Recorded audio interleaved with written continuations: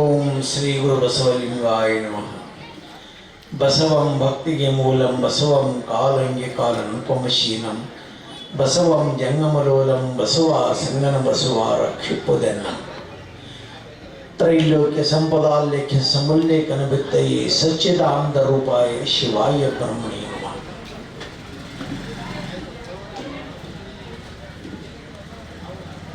ದಸರಾ ಮಹೋತ್ಸವದ ಅಂಗವಾಗಿ ನಡೆದಿರುವ ಈ ಕಾರ್ಯಕ್ರಮದ ಸಾನ್ನಿಧ್ಯ ವಹಿಸಿರುವ ಷಷ್ಠಲ ಬ್ರಹ್ಮಿ ಚಂದ್ರಶೇಖರ ಶಿವಾಚಾರ್ಯ ಮಹಾಸ್ವಾಮಿಗಳು ಗುರುಶಾಂತಿ ಸಂಸ್ಥಾನ ಮಠ ಹುಕ್ಕೇರಿ ಬೆಳಗಾವರಲ್ಲಿ ಅನಂತ ಪ್ರಣಾಮಗಳನ್ನು ಸಲ್ಲಿಸಿ ವೀರಭದ್ರ ಮಹಾಸ್ವಾಮಿ ಚರಿತ್ರೆಯನ್ನು ದಸರೆಯ ಪ್ರಾರಂಭದಿಂದ ಇವತ್ತಿನವರೆಗೂ ಬಹಳ ಸುಂದರವಾಗಿ ಮಾರ್ಮಿಕವಾಗಿ ಮನಮುಟ್ಟುವಂತೆ ಪ್ರತಿ ದಿವಸ ನಿಮ್ಮೆಲ್ಲರಿಗೂ ಪ್ರವಚನವನ್ನು ಒಳಪಡಿಸುತ್ತಿರುವ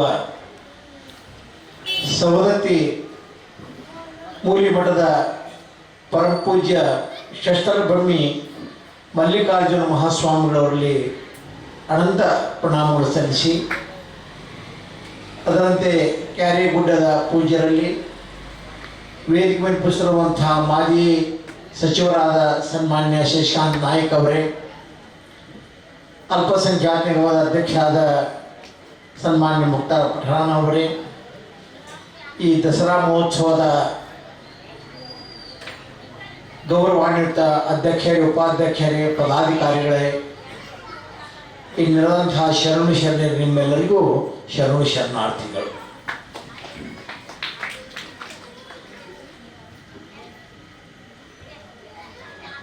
ದಸರಾ ಮಹೋತ್ಸವದ ಅಂಗವಾಗಿ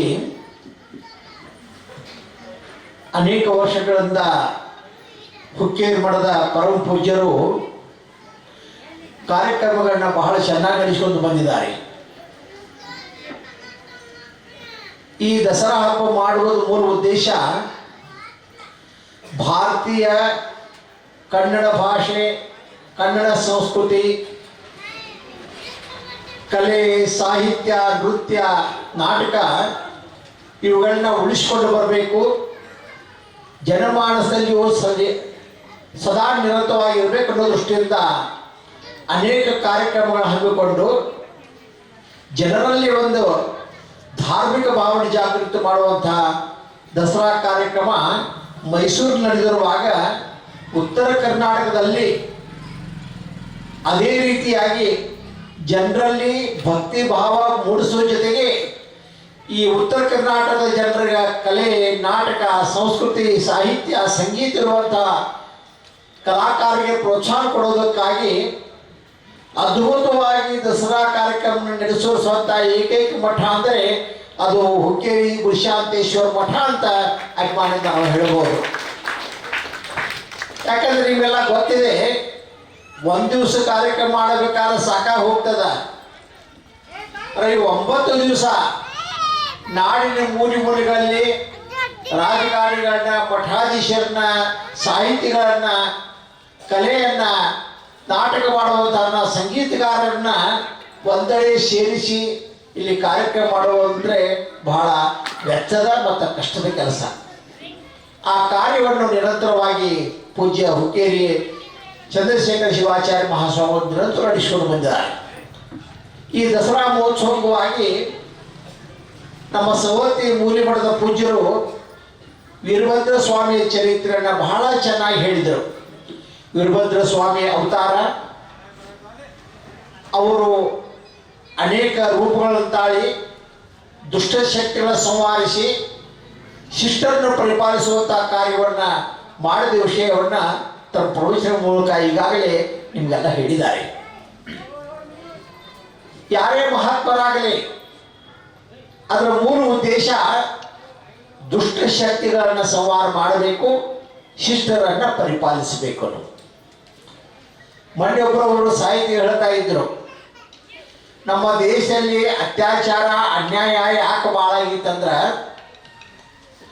ಸಜ್ಜನರು ಕ್ರಿಯಾಶೀಲರಾಗಿದ್ದಾರೆ, ದುರ್ಜನರು ಕ್ರಿಯಾಶೀಲರಾಗಿದ್ದಾರೆ ಅಂತ. ದುರ್ಜನರು ಕ್ರಿಯಾಶೀಲರಾಗೋದ್ರಿಂದ ಸಜ್ಜನರು ಕ್ರಿಯಾಹೀನರಾಗೋದ್ರಿಂದ ಇವತ್ತು ಏನಾಗಿದೆ, ದುಷ್ಟ ಶಕ್ತಿಗಳ ಪ್ರಭಾವ ಹೆಚ್ಚಾಗ್ತಾ ಇದೆ. ಇವತ್ತು ನೋಡಿ, ಯಾರಾದ್ರ ಮೇಲೆ ಒಬ್ಬರ ಮೇಲೆ ಅನ್ಯಾಯ ಆದಾಗ ಉಳಿದವ್ರನ್ನ ನಾವು ಸುಮ್ಮನೆ ಕುಳಿತು ಬಿಡ್ತೀವಿ. ನಾವು ಅದನ್ನ ಪ್ರತಿರೋಧೇ ಮಾಡೋದಿಲ್ಲ. ಇದರ ಅರ್ಥ ಏನು? ಸಜ್ಜನರು ಕ್ರಿಯಾಹೀನರಾಗಿದ್ದಾರೆ ಅಂತ. ಎಲ್ಲಿವರೆಗೆ ಸಜ್ಜನರು ಕ್ರಿಯಾಶೀಲರಾಗುವುದಿಲ್ಲ ಅಲ್ಲಿವರೆಗೆ ದುಷ್ಟಶಕ್ತಿಗಳ ಸಂಹಾರ ಆಗಲಿಕ್ಕೆ ಸಾಧ್ಯ ಇಲ್ಲ. ಅದಕ್ಕಾಗಿ ಇವೆಲ್ಲ ಕಾರ್ಯಕ್ರಮ ನಡೆಸುವ ಉದ್ದೇಶನ ಜನರಲ್ಲಿ ನೈತಿಕ ಭಾವಗಳನ್ನು ಜಾಗೃತಿ ಮಾಡಿ ಜನರಿಗೆ ಸಮಸ್ಯೆಗಳು, ಸಮಾಜದಲ್ಲಿ ನಡೆಯುವಂತಹ ಅನ್ಯಾಯ ಅತ್ಯಾಚಾರ ಸಮಸ್ಯೆಗಳು ಎತ್ತಿಕೊಟ್ಟು ಅವುಗಳನ್ನು ಚಿಂತನೆ ಮಾಡೋದಕ್ಕೆ ಅವಕಾಶ ಮಾಡಿಕೊಡುವುದೇ ಈ ಸಮಾರಂಭಗಳ ಮೂಲ ಉದ್ದೇಶ. ಅದಕ್ಕಾಗಿ ನಾವು ದುಷ್ಟಶಕ್ತಿಗಳನ್ನ ಹಿಮ್ಮೆಟ್ಟಿಸುವುದಕ್ಕಾಗಿ ಕೇವಲ ದೈವಿ ಪಾರಾಯಣ ಮಾಡೋದ್ರಿಂದ, ವೀರಭದ್ರ ಸ್ವಾಮಿಯ ಚರಿತ್ರೆಯನ್ನು ಕೇಳುವುದರಿಂದ ಆಗುವುದಿಲ್ಲ. ಆ ಕೇಳಿದ ಮೇಲೆ ಅವುಗಳನ್ನು ಮನ್ನಾ ಮಾಡಿಕೊಳ್ಳಬೇಕು. ನಮ್ಮ ಜೀವನ ಅಳವಡಿಸಿಕೊಂಡಾಗ ಮಾತ್ರ ಅಂತಹ ಶಕ್ತಿಗಳನ್ನ ಹಿಮ್ಮೆಟ್ಟಿಸೋದಕ್ಕೆ ಸಾಧ್ಯವಾಗ್ತಾ ಇದೆ. ಅದಕ್ಕಾಗಿ ಇವತ್ತು ನೋಡಿ, ನಾಟಕ, ಸಾಹಿತ್ಯ, ಕಲೆ ಇವತ್ತು ನಶಿಸಿ ಹೋಗ್ತಾ ಇದೆ. ಇವತ್ತೇನಾದರೂ ಸಾಹಿತ್ಯ, ಸಂಗೀತ, ನಾಟಕ, ಕಲೆ, ನೃತ್ಯ ಏನಾದರೂ ಉಳಿತಂದ್ರೆ ಈ ಮಠಮಾನ್ಯಗಳಿಂದ ಮಾತ್ರ ಉಳಿದಿವನ್ನು ಮಾತ್ರ ನಾವು ತಿಳ್ಕೊಳ್ಬೇಕು. ಯಾಕೆ ಇಂಥ ವರ್ಷಕ್ಕೊಂದ್ಸಲ 2 ಸಲ ಕಾರ್ಯಕ್ರಮ ಮಾಡಿ ಅವುಗಳನ್ನ ಪೋಷಿಸಿ ಅವರು ಬೆಳೆಸುವಂಥ ಕಾರ್ಯಗಳನ್ನ ಪೂಜ್ಯ ಚಂದ್ರಶೇಖರ ಶಿವಾಚಾರ್ಯ ಮಹಾಸ್ವಾಮಿಗಳು ಮಾಡ್ತಾ ಇದ್ದಾರಲ್ಲ, ನಿಜವಾಗಿಯೂ ಅವರು ಅಭಿನಂದನೆಗೆ ಪಾತ್ರರಾಗಿದ್ದಾರೆ ಅನ್ನೋ ಮಾತನ್ನ ನಾನು ಹೃದಯ ತುಂಬಿ ಹೇಳಿ ಬಯಸ್ತಾ ಇದ್ದೇನೆ. ಮಹನೀಯರೇ, ಇಂಥ ಯಾವ ಕಾರ್ಯಕ್ರಮ ನೀವೆಲ್ಲ ಭಾಗವಹಿಸಿದಲ್ಲ, ದಸರಾ ಸಂದರ್ಭದಲ್ಲಿ ಈ ಸಮಯದಲ್ಲಿ ನಾವು ದೇವಿಯನ್ನು ಪ್ರಾರ್ಥಿಸೋಣ. ದುಷ್ಟಶಕ್ತಿಗಳ ನಾಶ ಆಗಲಿ, ಶಿಷ್ಟರ ರಕ್ಷಣೆ ಆಗಲಿ, ದೇಶದಲ್ಲಿ ನಾಡಿನಲ್ಲಿ ಸುಖ ಶಾಂತಿ ಸಮೃದ್ಧಿ ಅಂತ ನಾವು ಪ್ರಾರ್ಥನೆ ಜೊತೆಗೆ ಈಗಾಗಲೇ ಗೊತ್ತಿದೆ ನಮಗೆ, ಕರೋನಾ ಮಹಾಮಾರಿಯಿಂದ ಒಂದು ವರ್ಷ ನಾವೆಲ್ಲ ತತ್ತರಿಸಿ ಹೋಗಿದ್ದೇವೆ. ಹೋದ ವರ್ಷ ನಮಗೆ ಕರೋನಾ ಮಹಾಮಾರಿ ಕಾರಣದಿಂದ ಇಂಥ ಯಾವ ಕಾರ್ಯಕ್ರಮ ಮಾಡಲಿಕ್ಕೆ ಸಾಧ್ಯ ಆಗಲಿಲ್ಲ. ಆದರೆ ದೇವಿಯ ಅನುಗ್ರಹ, ಶಿವನ ಅನುಗ್ರಹದ, ವೀರಭದ್ರೇಶ್ವರ ಅನುಗ್ರಹದಿಂದ ಈ ವರ್ಷ ಅದರ ತಾಪ ಕಡಿಮೆ ಆಗೋದ್ರಿಂದ ಇಂಥ ಮಹತ್ ಕಾರ್ಯದಲ್ಲಿ ನೀವೆಲ್ಲ ಭಾಗವಹಿಸೋದಕ್ಕೆ ಸಾಧ್ಯ ಆಗ್ತಾ ಇದೆ. ಈ ಮಹಾಮಾರಿ ದೂರ ಆಗಲಿ, ದುಷ್ಟಶಕ್ತಿಗಳ ಸಂಹಾರ ಆಗಲಿ, ಶಿಷ್ಟರ ಪರಿಪಾಲನೆ ಆಗಲಿ, ಎಲ್ಲರೂ ಸುಖ ಶಾಂತಿಯಿಂದ ಬದುಕುವಂತ ಶಕ್ತಿ ಸಾಮರ್ಥ್ಯ ಭಗವಂತ ಎಲ್ಲರಿಗೂ ಕೊಡಲಿ ಅಂತ ಹಾರೈಸಿ ನನ್ನ ಮಾತು ವಿರಾಮ ಕೊಡ್ತಾ ಇದ್ದೇನೆ.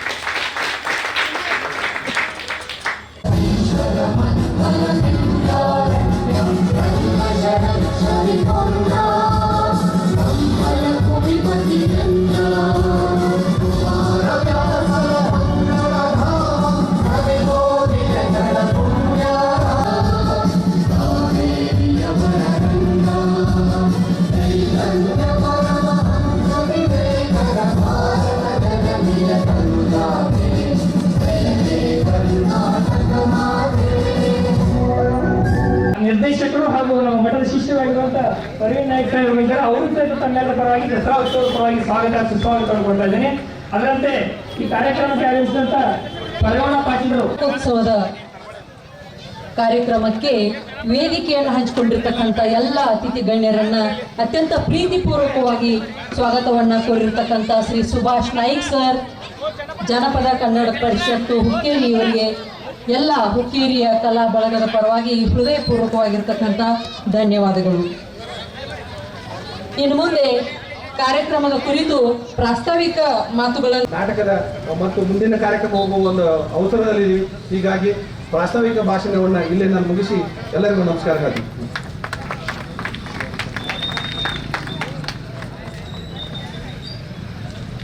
ಧನ್ಯವಾದಗಳು ಸರ್.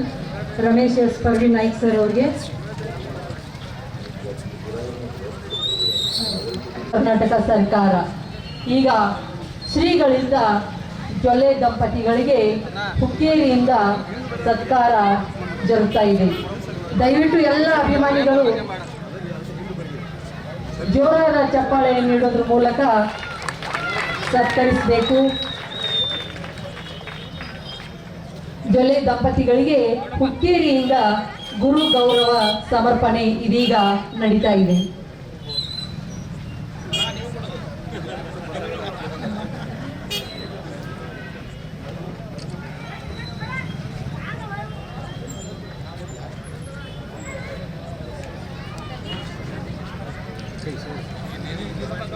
ನಿಜವಾಗಲೂ ಶ್ರೀಮತಿ ಜೊಲ್ಲೆ ಮೇಡಮ್ ಅವರು ಇವತ್ತು ನಮ್ಮ ಕಾರ್ಯಕ್ರಮಕ್ಕೆ ಆಗಮಿಸಿ ನಿಜವಾಗ್ಲೂ ಈ ನಮ್ಮ ವೇದಿಕೆಗೆ ಅತ್ಯಂತ ಶೋಭೆಯನ್ನ ತಂದಿರುತ್ತಾರೆ.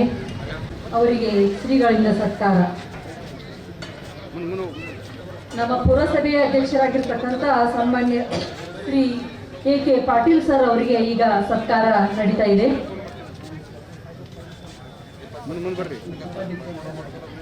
ಪುರಸಭೆಯ ಉಪಾಧ್ಯಕ್ಷರಾಗಿರ್ತಕ್ಕಂಥ ಗನ್ ಸರ್ ಅವರಿಗೆ ಈಗ ಶ್ರೀಗಳಿಂದ ಸತ್ಕಾರ.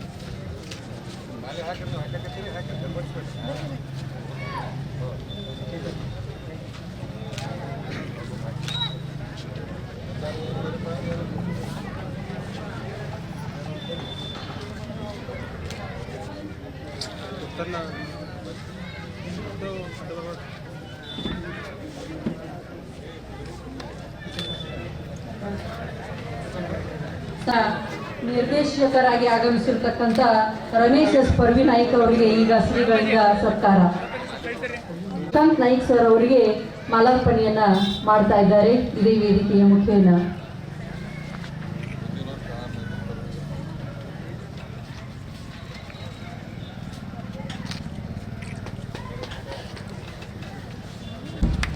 ಎಷ್ಟೇ ಜಗತ್ತು ಆಧುನೀಕರಣಗೊಂಡ್ರೂ ಕೂಡ ನಾಟಕಕ್ಕೆ ಅಳಿವಿಲ್ಲ ಅಂತಕ್ಕಂಥದ್ದನ್ನ ಪ್ರಾಸ್ತಾವಿಕ ಮಾತುಗಳಲ್ಲಿ ಆಗಲೇ ಪರ್ವಿ ನಾಯ್ಕ್ ಸರ್ ಅವರು ತಮ್ಮ ಮಾತುಗಳಲ್ಲಿ ವ್ಯಕ್ತಪಡಿಸಿದ್ದಾರೆ. ಅದಕ್ಕೆ ಸಾಕ್ಷಿಯಾಗಿ ಇವತ್ತು ಹುಕ್ಕೇರಿಯ ಎಲ್ಲ ನಾಟಕ ಪ್ರೇಕ್ಷಕ ತಂಡ ಇವತ್ತು ಭವ್ಯವಾಗಿ ಇಲ್ಲಿ ಸಾಕ್ಷಿಯಾಗಿದೆ.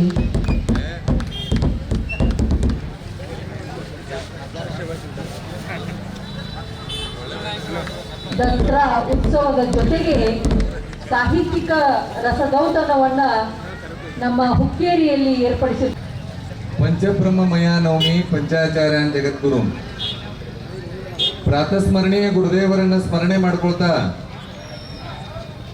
ಹುಕ್ಕೇರಿ ಹಿರೇಮಠದ ದಸರಾ ಉತ್ಸವದ ಬಗ್ಗೆ ನಾವೇನು 1984ರಲ್ಲಿ ಹುಕ್ಕೇರಿಗೆ ಬಂದೀವಿ, ಅಲ್ಲಿಂದನೂ ಕೂಡ ಕನಸು ಕಟ್ಕೊಂಡಿವಿ. ಈ ಕನಸು ಕಟ್ಕೊಂಡಿವಿ ಅನ್ನೋಕ್ಕಿಂತ ಹೆಚ್ಚಾಗಿ ಹುಕ್ಕೇರಿ ಹಿರೇಮಠದ ದಸರಾ ಬಹಳ ವರ್ಷಗಳಿಂದ ನಡ್ಕೊಂಡು ಬರ್ತದ. ಅದು ಸಾಂಪ್ರದಾಯಿಕವಾಗಿ ನಡ್ಕೊಂಡು ಬರ್ತದ. ಮೈಸೂರಿನ ನಂತರದಲ್ಲಿ ಏನಲ್ಲಿ ಸಂಪ್ರದಾಯವನ್ನು ಅನುಸರಿಸ್ತಾರೆ ಅದೇ ರೀತಿ ಹುಕ್ಕೇರಿಯ ಮಠದಲ್ಲಿಯೂ ಕೂಡ ಅನುಸರಿಸ್ತಾ ಸಾವಿರಾರು ವರ್ಷಗಳಿಂದ ಮಾಡ್ತಾ ಬಂದಿದ್ದಾರೆ. ನಾವು ಬಂದಲ್ಲಿ ಏನಾದರೂ ಒಂದು ಹೊಸ ಪರಿಕಲ್ಪನೆ ಕೊಡಬೇಕು ಅಂತ ಹೇಳಿ ಹುಕ್ಕೇರಿ ಹಿರೇಮಠಕ್ಕೆ ದಸರಾ ಉತ್ಸವವನ್ನು ವೈವಿಧ್ಯಮಯವಾಗಿ ಮಾಡಲಿಕ್ಕೆ ಸನ್ನದ್ಧರಾದ್ವಿ. ಬಹಳಷ್ಟು ಸ್ಪಂದನೂ ಕೂಡ ಸಿಕ್ತು, ಆದರೆ ಶ್ರಮ ಮಾತ್ರ ಜಾಸ್ತಿ ಅದ.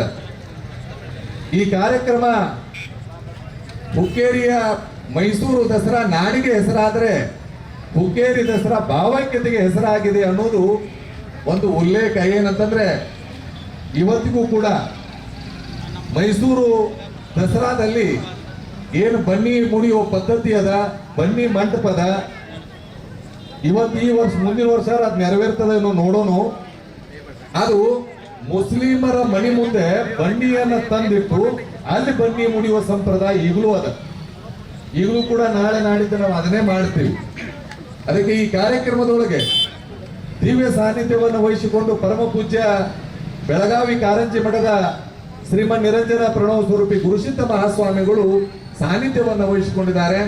ಅವರ ಶ್ರೀಚರಣಕ್ಕೆ ಅನಂತ ಅನಂತ ಪ್ರಣಾಮಗಳನ್ನು ಸಲ್ಲಿಸ್ತಾ ರಂಗಾಯಣ ನೀವು ಕೇಳಿರ್ಬೋದು. ನಾವು ರಂಗಾಯಣದ ಬಗ್ಗೆ ದೊಡ್ಡ ದೊಡ್ಡ ನಟರು ಆಗ್ತಾರೆ ಅಂತ ಹೇಳಿ ಎಲ್ಲ ನೋಡಿದ್ದೀವಿ. ಆದರೆ ಈ ರಂಗಾಯಣ ನಮ್ಮ ಭಾಗಕ್ಕೆ ಬಂದೇ ಇರಲಿಲ್ಲ. ಅದಕ್ಕೆ ನಮ್ಮ ರಮೇಶ್ ಪರ್ವಿ ನಾಯ್ಕ್ ಇದಕ್ಕೆ ನಿರ್ದೇಶಕರಾಗಿ ಆಯ್ಕೆ ಆಗಿರೋದು ಗೊತ್ತಾಯಿತು. ಅವರು ಶ್ರೀಮಠದ ಶಿಷ್ಯನೇ. ನಾವು ಒಂದ್ಸರಿ ಫೋನ್ ಮಾಡಿದಾಗ ಈ ನಾಡಹಬ್ಬ ಹುಕ್ಕೇರಿಯ ದಸರಾದೊಳಗೆ 3 ದಿನ ನಾಟಕೋತ್ಸವ ಮಾಡಬೇಕು ಅಂದಾಗ ಬಹಳ ಪ್ರೀತಿಯಿಂದ ಒಪ್ಪಿಕೊಂಡ್ರು. ಮತ್ತು ಮುಂದಿನ ಬಾರಿ ನನಗೊಂದು ಏನಂತಂದ್ರೆ ಎಲ್ಲ ಬಂಪರ್ ಅದಾವ, ಆದ್ರೆ ಬಂಪರ್ ಹೊಡೆಸ್ಕೊಂಡು ಕರೆ ಆ ಬಂಪರ್ ಎಲ್ಲವೂ ಇನ್ನು ಮುಂದಿನ ಸರಿ ಆದ್ರೂ ಬರಲಿ ಅನ್ನೋ ಅಪೇಕ್ಷೆ ನಮ್ಮದು. ಯಾಕಂತಂದ್ರೆ ನಮ್ಮ ಚಿಕ್ಕೋಡಿಯ ಎರಡಕ್ಕೂ ಕೂಡ ಈ ಮತಕ್ಷೇತ್ರಕ್ಕೆ 2 ಸಚಿವರಿದ್ದಾರೆ, ಸಂಸದರಿದ್ದಾರೆ. ಮುಂದಿನ ಬಾರಿ ಬೇರೆ ಏನೂ ಇಲ್ಲ, ಕರ್ನಾಟಕ ಸರ್ಕಾರದ ಸವಲತ್ತನ್ನ ದಕ್ಷಿಣ ಕರ್ನಾಟಕ ಎಷ್ಟು ಪಡ್ಕೊಳ್ತದೋ ಅಷ್ಟು ನಾವು ಪಡ್ಕೊಳ್ಳಿಕ್ಕೆ ಎಲ್ಲೋ ಒಂದು ಕಡೆ ವಿಫಲ ಆಗಿದ್ದೀವಿ. ಅದಕ್ಕೆ ಮುಂದಿನ ಬಾರಿ ಎಲ್ಲಾ ಇಲಾಖೆಯಿಂದನೂ ಕೂಡ ಇಲ್ಲಿ ದಸರಾ ಉತ್ಸವಕ್ಕೆ ವಿಶೇಷವಾಗಿರುವ ಕಾರ್ಯವನ್ನು ಮಾಡಲಿಕ್ಕೆ ಸನ್ನದ್ಧರಾಗಿದ್ದೀವಿ. ನಾನು ಈ ಕಾರ್ಯಕ್ರಮವನ್ನು ಉದ್ಘಾಟಿಸಿದವರು ಬಹುಶಃ ಅವ್ರದ್ದು ಎಂಥ ಭಾಗ್ಯ ಅಂತಂದ್ರೆ ಶಶಿಕಲಾ ಜೊಲ್ಲೆ ಅವರು ಮಕ್ಕಳ ಸಚಿವರಾಗಿ ಆಮೇಲೆ ಕನ್ನಡ ಮತ್ತು ಸಂಸ್ಕೃತಿ ಇಲಾಖೆ ಎಲ್ಲದರಲ್ಲೂ ಕೂಡ ಕೆಲಸ ಮಾಡಿ ಒಬ್ಬ ಸಚಿವೆ ಅಥವಾ ಈ ಕರ್ನಾಟಕದ ಇತಿಹಾಸದೊಳಗೆ ಮುಜರಾಯಿ ಮತ್ತು ಒಬ್ಬ ಸಚಿವರು ಒಂದ ಕಡೆ ಸಿಕ್ಕಿದ್ದು ನನಗಂತೂ ಗೊತ್ತಿಲ್ಲ. 1ನೇ ತಾರೀಕಿನಿಂದ ಅದು ಶುರುವಾಗ್ತದೆ. 2ನೇದು ನಾನು ಅನೇಕ ಕಡೆಗಳಲ್ಲಿ ಭೇಟಿ ಕೊಟ್ಟಾಗ ಮತ್ತು ನಮ್ಮ ರಾಜ್ಯ ಧಾರ್ಮಿಕ ದತ್ತಿ ಪರಿಷತ್ನ ಸದಸ್ಯರೊಂದಿಗೆ ನಾನು ಸಭೆಗಳನ್ನು ಮಾಡಿದಾಗ, ನನ್ನ ಅಧಿಕಾರಿಗಳ ಜೊತೆ ಸಭೆ ಮಾಡಿದಾಗ ಅಲ್ಲಿ ದೇವಸ್ಥಾನಗಳು ಪುರಾತನ ದೇವಸ್ಥಾನಗಳಿರೋದ್ರಿಂದ ಒಳಗಡೆ ಗಂಟೆಗಟ್ಟಲೆ ಪೂಜೆ ಮಾಡಬೇಕಾದ್ರೆ ಅದು ಆರತಿ ಮಾಡೋದಾಗಲಿ ಧೂಪ ಆಗಲಿ ಇದೆಲ್ಲ ಇರೋದ್ರಿಂದ ಆ ಅರ್ಚಕರಿಗೆ ಯಾವುದೇ ರೀತಿಯ ಆರೋಗ್ಯದ ಸಮಸ್ಯೆ ಆಗ್ಬೋದು ಅಥವಾ ಅವರು ಹೊರಗಡೆ ಹೋದಾಗ ಎಲ್ಲಾದರೂ ಆಕ್ಸಿಡೆಂಟ್ ಆಗ್ಬೋದು. ಇಂಥ ಒಂದು ಅರ್ಚಕರ ಆರೋಗ್ಯ ಕೂಡ ನಮ್ಮ ಇಲಾಖೆಗೆ, ನಮ್ಮ ಸರ್ಕಾರಕ್ಕೆ ಒಂದು ಅವಶ್ಯಕತೆ. ಅಂದರೆ ಅವರ ಆರೋಗ್ಯ ಕೂಡ ನಮಗೆ ಮಹತ್ವರವಾದಂಥದ್ದು. ಹಾಗಾಗಿ ಅವರ ಆರೋಗ್ಯದ ಬಗ್ಗೆ ಕಾಳಜಿಯನ್ನು ವಹಿಸಿ ಈಗಾಗಲೇ ಪ್ರಧಾನಮಂತ್ರಿ ಜೀವನ್ ವಿಮಾ ಯೋಜನೆಯಲ್ಲಿ ಅವರಿಗೆ ಒಂದು ಆರೋಗ್ಯ ವಿಮೆಯನ್ನು ಈಗಾಗಲೇ ನಾವು ಮಾಡಿದ್ದೀವಿ. ಅದಕ್ಕೆ ತಗೊಳ್ಳುವಂಥ ಏನು ದುಡ್ಡಿದೆನೋ ಅದು ನಾವು ಸರ್ಕಾರದಿಂದ ಭರಿಸ್ತಾ ಇದ್ದೀವಿ. ಇನ್ನೂ ಕೂಡ ಅವರು 2 ಅರ್ಚಕರು ದಂಪತಿಗಳು ಮತ್ತು 2 ಮಕ್ಕಳಿಗೆ ಒಂದು ಹೆಲ್ತ್ ಇನ್ಶೂರೆನ್ಸ್ ಮಾಡುವಂಥ ಯೋಜನೆ ಕೂಡ ಇದೆ. ಅದ್ರ ಬಗ್ಗೆ ನಾವು ಈಗಾಗಲೇ ಚರ್ಚೆ ಮಾಡ್ತಾ ಇದ್ದೀವಿ. ಬೇರೆ ಬೇರೆ ಇನ್ಶೂರೆನ್ಸ್ ಕಂಪ್ನಿಯಿಂದ ನಾವು ಕೊಟೇಶನನ್ನು ಕೊಡ್ತಾ ಇದ್ದೀವಿ. ಬರ್ತಕ್ಕಂಥ ದಿನಮಾನಗಳಲ್ಲಿ ಹೆಲ್ತ್ ಇನ್ಶೂರೆನ್ಸ್ ಕೂಡ ಅವ್ರಿಗೆ ಮಾಡುವಂಥದ್ದನ್ನು ಮಾಡ್ತಾ ಇದ್ದೀವಿ. 3ನೇದು ನಮ್ಮಲ್ಲಿ ಇರ್ತಕ್ಕಂತಹ ಮುಜರಾಯಿ ಇಲಾಖೆಗೆ ಸಂಬಂಧಪಟ್ಟಂಥ ಪುರಾತನ ದೇವಾಲಯಗಳು, ಅಲ್ಲಿ ಟೂರಿಸ್ಟ್ ಕೂಡ ಹೊರದೇಶದಿಂದ ಬರ್ತಾರೆ, ನಮ್ಮ ಬೇರೆ ರಾಜ್ಯಗಳಿಂದನೂ ಕೂಡ ಅಲ್ಲಿ ಮಕ್ಕಳು ಬರ್ತಿದ್ದಾರೆ, ನಮ್ಮ ರಾಜ್ಯದ ಜನತೆ ಕೂಡ ಅಲ್ಲಿ ಹೋಗ್ತಾ ಇರ್ತಾರೆ. ಅಂಥ ಸಂದರ್ಭದಲ್ಲಿ ಆ ದೇವಸ್ಥಾನದ ಬಗ್ಗೆ ಸಂಪೂರ್ಣವಾದಂಥ ಮಾಹಿತಿ ಎಲ್ಲರಿಗೂ ಸಿಗಂಗಿಲ್ಲ. ಹಾಗಾಗಿ ನಾವು ಅದಕ್ಕೆ ಒಂದು ಇಂಟಿಗ್ರೇಟೆಡ್ ಟೆಂಪಲ್ ಮ್ಯಾನೇಜ್ಮೆಂಟ್ ಸಿಸ್ಟಮ್ ಅಂತ ಹೇಳಿ ಅದನ್ನು ನಾವು ಈಗ ಮಾಡ್ತಾ ಇದ್ದೀವಿ. ಹೊಸದಾಗಿ ಒಂದು ಸಿಸ್ಟಮನ್ನು ಮಾಡ್ತಾ ಇದ್ದೀವಿ. ಮೊಬೈಲ್ ಆ್ಯಪ್ನಲ್ಲಿ ಅವರು ಅದನ್ನು ಡೌನ್ಲೋಡ್ ಮಾಡಿಕೊಂಡು ನಮ್ಮ ರಾಜ್ಯದ ಯಾವುದೇ ಒಂದು ದೇವಸ್ಥಾನದ ಬಗ್ಗೆ ಮಾಹಿತಿ ನೋಡಿದಾಗ ಆ ಮಾಹಿತಿ ಸಂಪೂರ್ಣ ಮಾಹಿತಿ, ಅಲ್ಲಿ ಯಾವ ಪೂಜೆಗಳು ನಡೀತವೆ, ಯಾವ ಕೈಂಕರ್ಯಗಳು ನಡೀತವೆ ಎಲ್ಲನೂ ಕೂಡ ಮಾಹಿತಿ ಸಿಗ್ತದೆ. ಮತ್ತು ವಿಶೇಷವಾಗಿ ವಿಜಯದಶಮಿಯನ್ನು ನಾವು ಆಚರಣೆ ಮಾಡ್ತಾ ಇದ್ದೀವಿ. ದುಷ್ಟ ಶಕ್ತಿಯ ಸಂಹಾರವನ್ನು ಮಾಡಿ ಒಂದು ವಿಜಯದ ಸಂಕೇತ ನಾವು ವಿಜಯದಶಮಿಯ ಆಚರಣೆ ಮಾಡುವಂಥದ್ದು. ಇವತ್ತಿನ ದಿನಮಾನಗಳಲ್ಲಿ ನಾವು ಕರೋನಾ ಸಂಕಷ್ಟದಲ್ಲಿ ನಮ್ಮ ನಾಡಿನ ಜನತೆ ಇದೆ, ನಮ್ಮ ದೇಶದ ಜನ ಇದೆ. ಆರ್ಥಿಕವಾಗಿಯೂ ಕೂಡ ಭಾಳಷ್ಟು ಮುಗ್ಗಟ್ಟನ್ನು ಅನುಭವಿಸಿದ್ದೀವಿ ಮತ್ತು ಆರೋಗ್ಯದಲ್ಲೂ ಕೂಡ ಭಾಳಷ್ಟು ತೊಂದರೆಯನ್ನು ಅನುಭವಿಸ್ತಾ ಇದ್ದೀವಿ. ಹಾಗಾಗಿ ನಮ್ಮ ಇಲಾಖೆಯಿಂದ ನಾವು ಪ್ರತಿಯೊಂದು ನಮ್ಮ ದೇವಸ್ಥಾನಗಳಲ್ಲಿ ಬೆಳಿಗ್ಗೆ ಒಂದು ನಮ್ಮ ರಾಜ್ಯದ ಜನರಿಗೆ ಸುಖ ಶಾಂತಿ ನೆಮ್ಮದಿ ಮತ್ತು ಆಯುರಾರೋಗ್ಯ ಸಿಗಲಿ, ಒಳ್ಳೆ ರೀತಿಯಿಂದ ನಮ್ಮ ನಾಡಿನ ಜನ ಇರಲಿ, ಆದಷ್ಟು ಬೇಗ ಕರೋನಾ ಸಂಕಷ್ಟದಿಂದ ಮುಕ್ತ ಆಗಲಿ, ಬರೋ ದಿನಮಾನಗಳಲ್ಲಿ ಮಕ್ಕಳಿಗೂ ಕೂಡ ಯಾವುದೇ ತೊಂದರೆ ಆಗಬಾರ್ದು ಅಂತೇಳಿ ವಿಶೇಷ ಪೂಜೆಯನ್ನು ನಾವು ವಿಜಯದಶಮಿ ದಿನ ನಮ್ಮ ಎಲ್ಲ ದೇವಸ್ಥಾನಗಳಲ್ಲಿ ಮಾಡುವಂಥದ್ದು.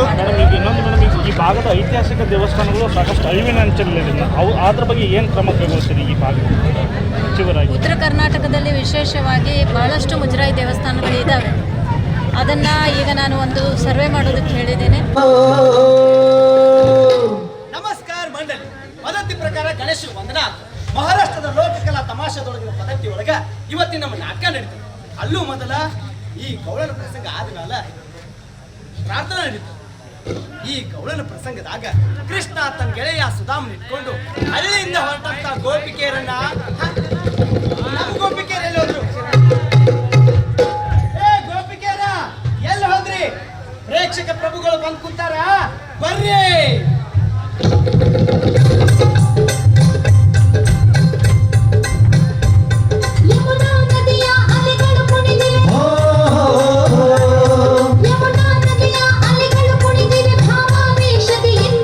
ಕೃಷ್ಣ ಕೊಳಲ ನೋಡಿದನೆಂದು, ಕೃಷ್ಣ ಕೊಳಲ ನೋಡಿದನೆಂದು, ಕೃಷ್ಣ ಕೊಳಲ ನೋಡಿದನೆಂದು, ಕೃಷ್ಣ ಕೊಳಲ ನೋಡಿದನೆಂದು.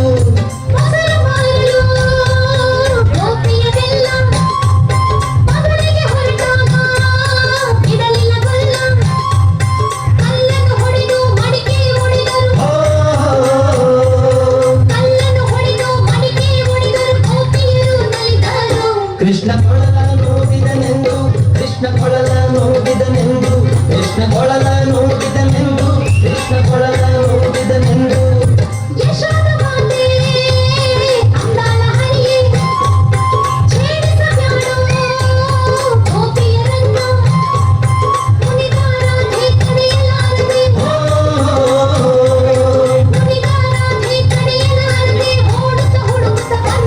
ಕೃಷ್ಣ ಕೊಳಲ ನೋಡಿದನೆಂದು ಕೃಷ್ಣ ಕೊಳಲ ನೋಡಿದನೆಂದು ಕೃಷ್ಣ ಕೊಳಲ ನೋಡಿದನೆಂದು ಕೃಷ್ಣ ಕೊಳಲ ನೋಡಿದನೆಂದು ಕೃಷ್ಣ ಕೊಳಲ ನೋಡಿದನೆಂದು ಕೃಷ್ಣ ಕೊಳಲ ನೋಡಿದನೆಂದು ಅಂದ್ರೆ ನಿಲ್ರಿ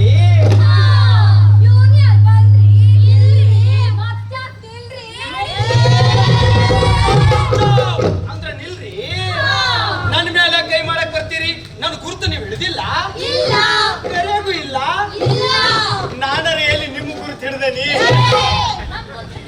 ಹಿಡ್ದೇನ್ರಿ ಆದ್ರೂ ನೀವೆಲ್ಲ ನಿಮ್ ಹೆಸರು ಗಿಸರು ಫೋನ್ ನಂಬರ್ ಇಮೇಲ್ ನೀ ಕೇಳ್ಬೇಕೋ ಬೇಡ ಆತ್ ಹೇಳ್ರಿ ಏನ್ ನಿಮ್ ಹೆಸರು ನನ್ನ ಹೆಸರು ರಚಿತಾ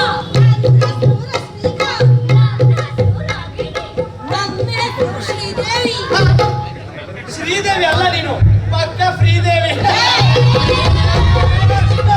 ಅಂದ್ರೆ ನಿಲ್ರಿ ಈಗ ಹೇಳ್ರಿ ನಿಮ್ ಕೊಳ್ಳಾಗ ಏನೇನದ ನನ್ನ ಕಣಗ ಚಂದ್ರಹಾರ ನನ್ನ ಕಣಗ ಲಕ್ಷ್ಮೀ ಹಾರ ನನ್ನ ಕಣಗ ಗಂಟಿ ಹಾರ ನನ್ನ ಕಣಗ ಚಪ್ಪಲ ಹಾರ ಚಪ್ಪಲ ದಾರ ಬಂಗಾರದ ಚಪ್ಪಲ ಹಾರ ಓಹೋ ಬಂಗಾರದ ಚಪ್ಪಲ ಹಾರ ಅಂದ್ರೆ ನಿಲ್ರಿ ಈಗ ಹೇಳ್ರಿ ನೀವ್ ಏನೇನು ಹುಟ್ಟಿರಿ ನಾ ಹುಟ್ಟಿನಿ ಕಾಂಚೀವರಂ ನಾ ಹುಟ್ಟಿನಿ ಧರ್ಮವರಂ ನಾ ಹುಟ್ಟಿನಿ ನಾ ಏನು ಹುಟ್ಟಿಲ್ಲ ಏ ಸಭ್ಯ ಸಮಾಜದೊಳಗೆ ಬೆತ್ತಲೆ ಓಡಾಡೋದು ಅಪರಾಧ ಇತ್ತು ಅಪರಾಧ ಏ ನಾ ಏನು ಹುಟ್ಟಿಲ್ಲ ಅಂದ್ರೆ ಇವ್ರಂಗೇನು ಅಲ್ಲ ನಾ ಉಡದ ಬೇರೆ ಐತಿ ಬ್ಯಾರೆ ಏನದು ಹೈದರಾಬಾದಿ ಹಾ. 4 ಇಂಚು ಬಾರ್ಡರ್ ಇಂದು 6 ಮೊಳ ಉದ್ದ ಏ ಇದು ಮೊದ್ಲ ಹೇಳ್ಬೇಕ ನಾಡು ಏನು ಹುಟ್ಟಿಲ್ಲ ಅಂತ ಹೇಳಿ ಕುಂತು ಮಂದಿ ಎಲ್ಲ ಮಂಗ್ಯ ಮಾಡಿದೆಲ್ಲ ನೋಡಲ್ಲೇ ಕುಂತಲ್ಲೇ 4 ಕುಂಚೆ ಅಲ್ಲಾಡುವಲ್ಲಿ ಗಡ ಗಡ ಗಡ ಗಡ ಅಂತೀನಿ. ಹಾ ಸಟ್ಟನ ಹೇಳ್ರಿ ಏನೇನ್ ತಗೊಂಡಿರಿ ನೀವು ನಾ ತಗೊಂಡಿನಿ ಕೆಮಿಕನಿ ವಸ್ತ್ರ ವಾವ ವಾವ ನಾ ತಗೊಂಡಿನಿ ಗರಿ ಬೆಣ್ಣೆ ವಾವ ವಾವ ನಾ ತಗೊಂಡಿನಿ ದಕ್ಷಸ್ಥಾನ ವಾವ ವಾವ ನಾ ತಗೊಂಡಿನಿ ಆಲ್ಕೋಹಾಲ್ ಆಲ್ಕೋಹಾಲು ಆರ್ಪಿತ್ ಅಲ್ಲೂ ಚಕ್ಕ ಮೌಸ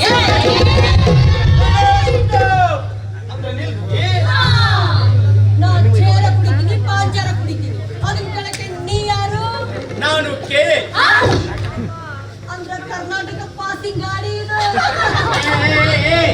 ಕೆ ಅಂದ್ರ ಕೃಷ್ಣೋದಯ ಅಸಿಸ್ಟೆಂಟ್ ಕೆ ನೀ ಕೆ ಯಾರ ಬಿ ಯಾರ ಎಂ ಯಾರ ಆಗ ಇಲ್ಲೇನ್ ಮಾಡ್ತೀಯ ಅದನ್ನ ಹೇಳು ತಲೆ ಬಳಸ್ತೀನಿ ಐ ಮೀನ್ ತಲೆ ಬಳಸ್ತೀನಿ ಅಂದೆ ನಿಮ್ಮಂತ 16 ಸಹಸ್ರ ನಿರ್ವಸ್ತ್ರ ವಿವಸ್ತ್ರ ಅಯ್ಯಯ್ಯೋ ಎಲ್ಲ ತಪ್ಪಾಗ್ತದ ಅಂತ ತಿಳಿತದ ನನಗೆ ಆದ್ರೆ ಎಲ್ಲಿ ಅಂತ ಗೊತ್ತಾಗ್ತಿಲ್ಲ ಅಲ್ಲ excuse me last time try ಮಾಡ್ತೀನಾ ನಿಮ್ಮಂತ 16 ಸಹಸ್ರ ಗೋಪಿಕೆಯ ತಂಡನ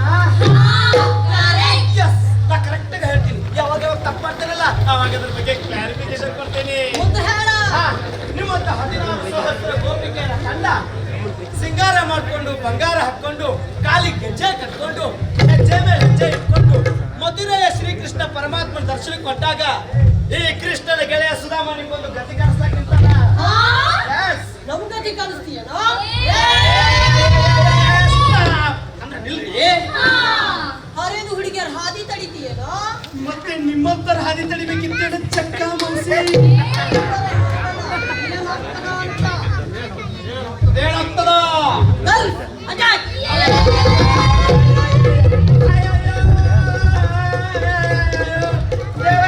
ಶ್ರೀಕೃಷ್ಣ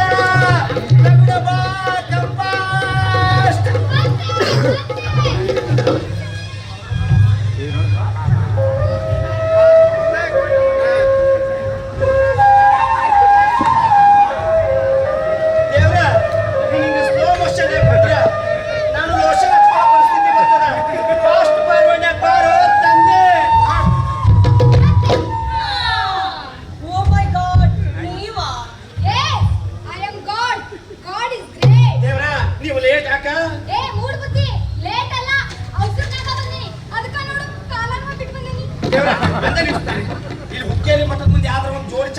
ಜೋಡಿ ಚಪ್ಪಲಿ ತಗೊಂಡ್ಬಂದು ನಿಮ್ಗೆ ಕೊಡ್ತೇನೆ.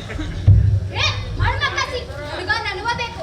ಒಂದ ಮಿನಿಟ್ ಹಿಂಗೋಗಿ ಹಿಂಗ್ ಬಂದ್ಬಿಟ್ಟೆ.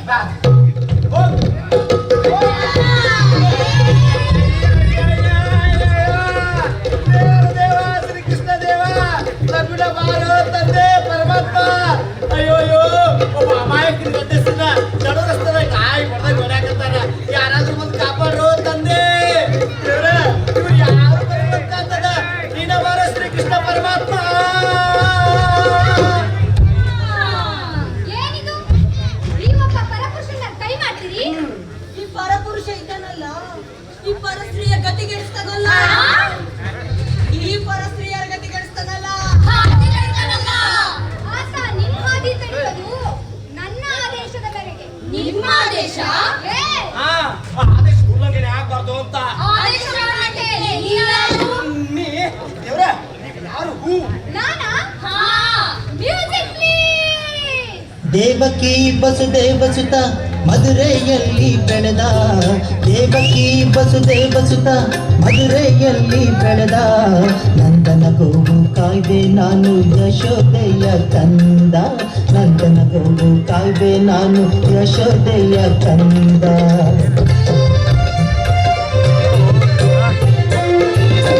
ಸುದರ್ಶನ ಹಿಡಿದೆ ನಾನು ದುಷ್ಟ ಸಂಹಾರಕ್ಕ, ಕುರುಕ್ಷೇತ್ರವಾಡಿಸಿದೆ ಸತ್ಯ ಸಾರೋದಕ್ಕ, ಕುರುಕ್ಷೇತ್ರವಾಡಿಸಿದೆ ಸತ್ಯ ಸಾರೋದಕ್ಕ. ಕರೆದಾಗ ನನ್ನ ಭಕ್ತ ಬಂದೆ ಬರುವೆ ನಾನು, ಪಾಂಡವರ ರಥ ಓಡಿಸಿದ ಯಶೋದೆಯ ಕಂದ, ಪಾಂಡವರ ರಥ ಓಡಿಸಿದ ಯಶೋದೆಯ ಕಂದ. ನಾ ಮಾಡಿದ ಕರ್ಮ. ಕರ್ಮ? ನಾವ್ ಕೇಳಿದ್ರು ನಿನ್ ಕರ್ಮ ಅಲ್ಲ, ನೀ ಯಾರು ಅಂತ.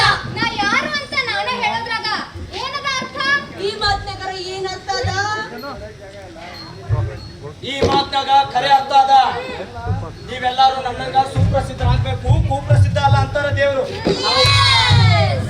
ವಿಜಯ್ ಮಲ್ಯ ಓಡಿ ಹೋದಂಗ, ಸಾಲ ಮಾಡಿ ಡ್ರಗ್ಸ್ ತಗೊಂಡು ಜೈಲಿಗೆ ಹೋದಂಗ,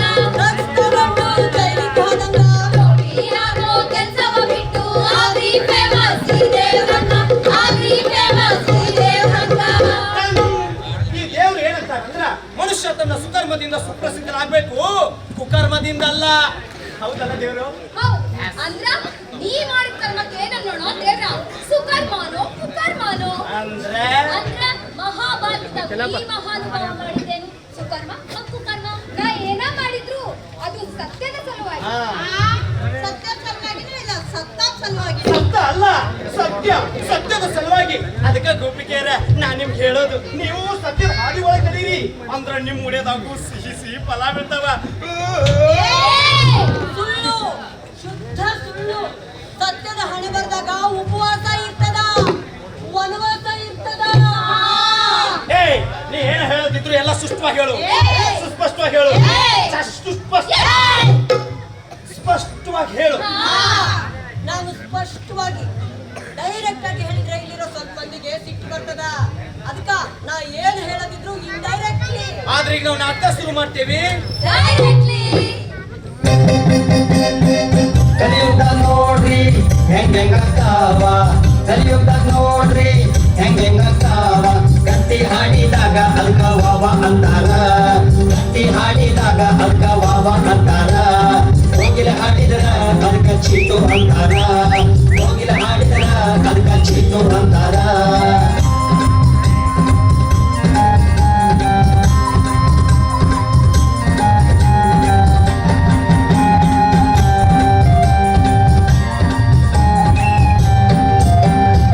ಕಲಿಯುಗದಾಗ ನೋಡ್ರಿ ಏನೇನಾಗ್ತಾವ, ಕಲಿಯುಗದಾಗ ನೋಡ್ರಿ ಏನೇನಾಗ್ತಾವ. ಕಾಗೆ ನರ್ತಿಸಿದಾಗ ಅದಕ್ಕ ಶಾಬಾಷ್ ಅಂತಾರ, ಕಾಗೆ ನರ್ತಿಸಿದಾಗ ಅದಕ್ಕ ಶಾಬಾಷ್ ಅಂತಾರ. ನವಿಲು ನರ್ತಿಸಿದಾಗ ಅದಕ್ಕ ಬದ್ಮಾಷ್ ಅಂತಾರ, ನವಿಲು ನರ್ತಿಸಿದಾಗ ಅದಕ್ಕ ಬದ್ಮಾಷ್.